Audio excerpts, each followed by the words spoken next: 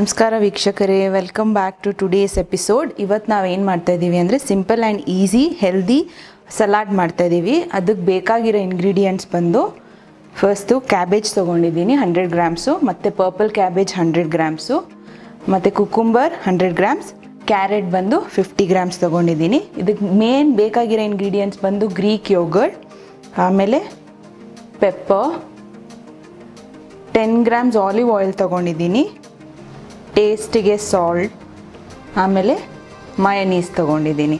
So ಇದು ಹೆಂಗೆ ಮಾಡೋಕ್ಕಿಂತ ಮುಂಚೆ ಫಸ್ಟು ವೆಜಿಟೇಬಲ್ಸ್ನೆಲ್ಲ ನೀಟಾಗಿ ಚಾಪ್ ಮಾಡ್ಕೊಂಬಿಡೋಣ. ಇವಾಗ ವೆಜಿಟೇಬಲ್ಸ್ ಎಲ್ಲ ಚಾಪ್ ಮಾಡಾಗಿದೆ. ಸೊ ಸ್ಯಾಲೆಡ್ಗೆ ಡ್ರೆಸ್ಸಿಂಗ್ ಹೆಂಗೆ ಮಾಡ್ಕೊಳೋದು ಅಂತ ತೋರಿಸ್ತೀನಿ. ಫಸ್ಟು ಗ್ರೀಕ್ ಯೋಗರ್ಟ್ನ ತೊಗೊಬೋದು. ಗ್ರೀಕ್ ಯೋಗರ್ಟ್ ಇಲ್ಲ ಅಂತಂದರೆ ನಾರ್ಮಲ್ ಯೋಗರ್ಟು ಅಥವಾ ಮನೇಲಿ ಮಾಡಿರೋ ಯೋಗರ್ಟು ನೀವು ಯೂಸ್ ಮಾಡ್ಕೊಬೋದು. So first 1-2 tablespoon Greek yogurt ಹಾಕ್ಕೋತೀನಿ. ನಿಮ್ಮ ಜಾಸ್ತಿ ವೆಜಿಟೇಬಲ್ಸ್ ತೊಗೊಂಡಿತ್ತು ಅಂತಂದರೆ ಇದು 100 ಗ್ರಾಮ್ಸಿಗೆ ಸಾಕು ನಾನು ಹೇಳಿದ ಕ್ವಾಂಟಿಟಿಗೆ. ಇನ್ನೂ ಜಾಸ್ತಿ ಬೇಕು ಅಂತ ಅಂದರೆ ನೀವು ಇನ್ನೂ ಜಾಸ್ತಿ ಗ್ರೀಕ್ ಯೋಗರ್ಟ್ನ ಮಿಕ್ಸ್ ಮಾಡ್ಕೊಬೋದು. ಮತ್ತು ಇಲ್ಲಿ ನಾನು ಚಿಕ್-ಫಿಲೆ ಮಯನೀಸ್ ತೊಗೊಂಡಿದ್ದೀನಿ. ನಿಮ್ಮ ಹತ್ರ ಇದಿಲ್ಲ ಅಂತ ಅಂದರೆ ನೀವು ನಾರ್ಮಲ್ ಮಯನೀಸು ತೊಗೋಬೋದು. ವೆಜ್ ಮಯನೀಸ್ ಅಥವಾ ಎಗ್ ಮಯನೀಸ್ ಯಾವುದಾದ್ರೂ ನಿಮ್ಮ ಪ್ರಿಫರೆನ್ಸ್ ತಕ್ಕಂತೆ ನೀವು ತೊಗೊಳ್ಬೋದು. ಇದು ಅಪ್ರಾಕ್ಸಿಮೇಟ್ಲಿ 15 ಗ್ರಾಮ್ಸ್ ಇದೆ, which is equal to 1 tablespoon. ಆಮೇಲೆ ನಾನು 10 ಗ್ರಾಮ್ಸ್ ಆಲಿವ್ ಆಯಿಲ್ ತೊಗೊಂಡಿದ್ದೀನಿ. ಆಲಿವ್ ಆಯಿಲ್ ಲಾಸ್ಟಲ್ಲೂ ಹಾಕ್ಕೋಬೋದು, ಇಟ್ಸ್ ಎನ್ ಆಪ್ಷನಲ್. ನೀವು ಫ್ಯಾಟ್ ಕಟ್ ಡೌನ್ ಬೇಕು ಅಂತ ಅಂದರೆ ಆಲಿವ್ ಆಯಿಲ್ನ ಎಕ್ಸೆಂಪ್ಟ್ ಮಾಡ್ಬೋದು. ಸಾಲ್ಟು ಮತ್ತು ಪೆಪ್ಪರ್ನ ಲಾಸ್ಟಲ್ಲಿ ಹಾಕ್ಕೊಳೋಣ. ಇವಾಗ ಇದನ್ನು ಮಿಕ್ಸ್ ಮಾಡ್ಕೊಳೋಣ. ಓಕೆ, ಇವಾಗ ಡ್ರೆಸ್ಸಿಂಗ್ ಆಲ್ಮೋಸ್ಟ್ ರೆಡಿ ಆಗಿದೆ. ಇವಾಗ ನಮ್ಮ ವೆಜಿಟೇಬಲ್ಸ್ನೆಲ್ಲ ಇದಕ್ಕೆ ಹಾಕ್ಕೊಳೋಣ. ಇವಾಗ ಒಂದೊಂದೇ ವೆಜಿಟೇಬಲ್ಸ್ನ ಆ್ಯಡ್ ಮಾಡ್ಕೊಳೋಣ. ಫಸ್ಟಿಗೆ ಕ್ಯಾಬೇಜ್ ಆ್ಯಡ್ ಮಾಡ್ಕೊಳೋಣ. Next purple cabbage, next cucumber with skin ತೊಗೋಬೋದು. ನನಗೆ ಸ್ಕಿನ್ ಇಷ್ಟ ಇಲ್ಲ, ಸೊ ತೆಗೆದ್ಬಿಟ್ಟಿದ್ದೀನಿ. ಮತ್ತು ಕ್ಯಾರೆಟು. ಈ ವೆಜಿಟೇಬಲ್ಸ್ ಬಿಟ್ಟು ಎಕ್ಸ್ಟ್ರಾ ನೀವು ಬೇಕಂದರೆ ಸ್ವೀಟ್ ಕಾರ್ನ್, ಕ್ಯಾಪ್ಸಿಕಮ್ ಹಾಕ್ಕೋಬೋದು. ವೆಜಿಟೇಬಲ್ ಚಾಯ್ಸ್ ಬಂದು ನಿಮಗೆ ಬಿಟ್ಟಿದ್ದು. ಸೊ ನೀಟಾಗಿ ಇವಾಗ ಮಿಕ್ಸ್ ಮಾಡ್ಕೊಳೋಣ. ನೀವು ಮಾಡಿರೋ ಡ್ರೆಸ್ಸಿಂಗು ಪ್ರತಿ ವೆಜಿಟೇಬಲ್ಸ್ಗೂ ಒಂದು ಕೋಟ್ ಆಗೋ ಥರ ಮಾಡ್ಕೋಬೇಕು. ನೀಟಾಗಿ ಮಿಕ್ಸ್ ಆಗಿದೆ ಅಂತ ಆದಮೇಲೆ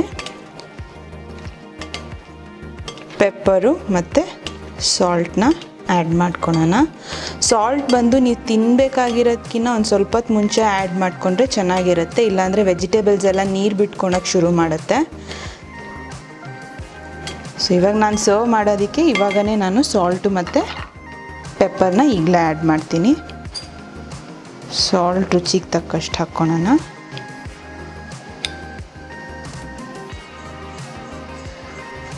ಪೆಪ್ಪರ್ ನಿಮ್ಗೆ ಎಷ್ಟು ಸ್ಪೈಸಿ ಬೇಕು ಅಂತ ಅನಿಸುತ್ತೆ ಅಷ್ಟು. ಸೊ ನನಗೆ ಮೀಡಿಯಮ್ ಸ್ಪೈಸಿ ಇಷ್ಟ, ಸೊ ಸ್ವಲ್ಪ ಹಾಕ್ಕೋತೀನಿ. ಮತ್ತೆ ಮಿಕ್ಸ್ ಮಾಡ್ಕೊಳ್ಳೋಣ.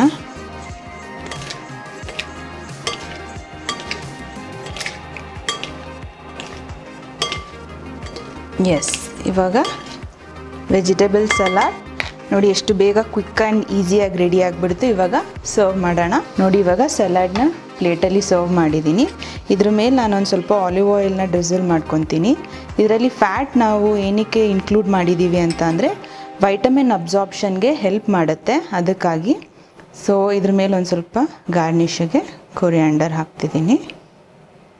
ಸೊ ಇವಾಗ ನಮ್ಮ ಟೇಸ್ಟಿ ಆ್ಯಂಡ್ ಹೆಲ್ದಿ ಕ್ವಿಕ್ ಆಗಿರೋ ಸಲಾಡ್ ರೆಡಿಯಾಗಿದೆ.